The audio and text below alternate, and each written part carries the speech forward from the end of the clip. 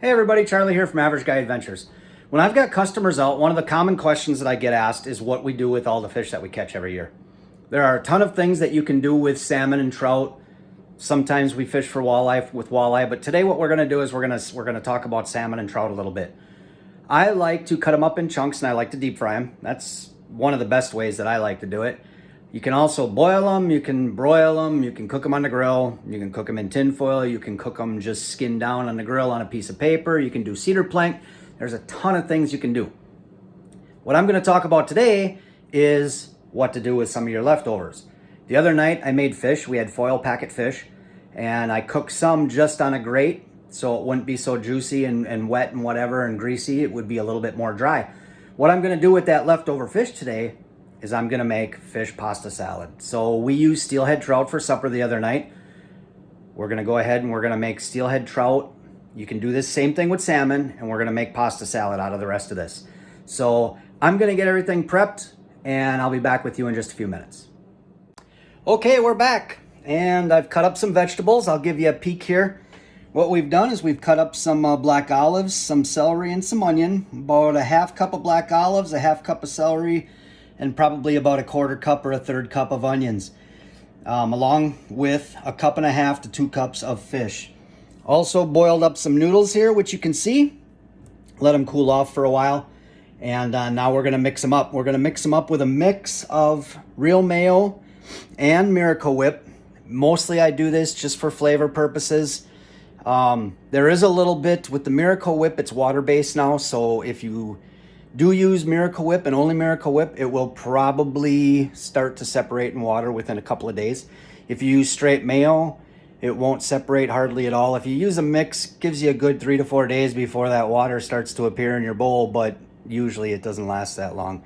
So what we'll do is we'll mix this up and put it in the fridge to cool off for tonight.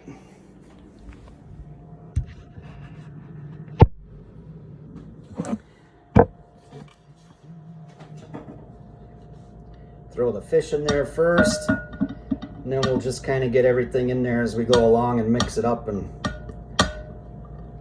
I can't wait to try some, but I'm gonna have to wait until it cools off in the fridge for a while.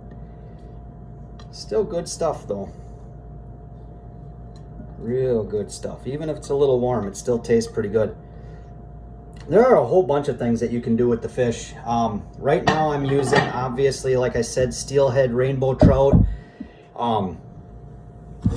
Most of the time when I make this dish, I use salmon, but that doesn't mean you have to strictly, stick with salmon. I've done this with, obviously, rainbow trout, brown trout. I've done this with walleye.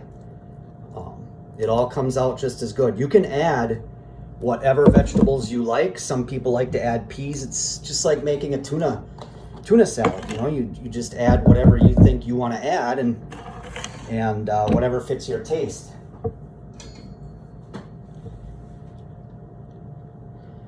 Get some of the Miracle Whip in there. I'm not measuring, but it's going to take to cover this all up about 2 to 3 cups usually. And then I'm just going to kind of throw it all together here. In a second, before I'm completely done mixing everything up, I will add some seasonings, probably some salt and pepper, maybe some paprika, whatever it is that your flavor, that you like to eat for your taste. I'll put some, probably some dill seasoning in there and whatnot. And by the time this thing's all done, I'll tell you what, it's going to be really, really good. And it's a great way to get rid of some of your leftovers without having to throw them away. I mean, a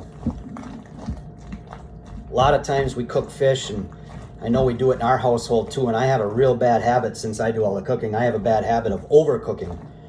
And what I mean by that is just cooking too much food. I'm used to having 4 people in the house, but now that the kids are grown and they don't live with us anymore, it's hard to break that down, to a level where it's just for 1 or 2 people. But, all right. What we're gonna do is we're gonna add a little sea salt. Not much, just a tad. Pepper. I like pepper a lot, so I usually do a pretty good job of making sure there's plenty of pepper in there. Then what I will also do is I will grab some dill weed, and I'll throw a little bit of that in there. It doesn't take much, just a little bit. It gives it that little bit of a dill flavor. And the last thing I am going to put in there will be garlic powder. As soon as I find it, there we go. Garlic powder it is. Just a little bit. You can also put some fresh garlic in there if you like. It'll come out just as good, maybe even better. I go with the powders just because I don't want to overdo the vegetables and all that kind of stuff. I don't want to put too much stuff in there and have it be too busy. You know, I like the taste of fish, so the fish and the noodles and a little bit of vegetables is plenty for me. But you can add as much or as little as you want of any seasoning, any kind of stuff that you want to add. And then what I'm going to do to finish it off is, as soon as I find it, it's the wrong one. I should have had it out already, but I am going to top it off with a little bit of paprika and give it a little bit of color on top. And that should do it. So, finished product. Here's what we got. Looks pretty good. It just needs to cool off a little bit now and we'll be ready to eat. Stay tuned. I'll put some more recipes up. I'll be doing some other videos as well. So if you like it, subscribe to my channel on YouTube.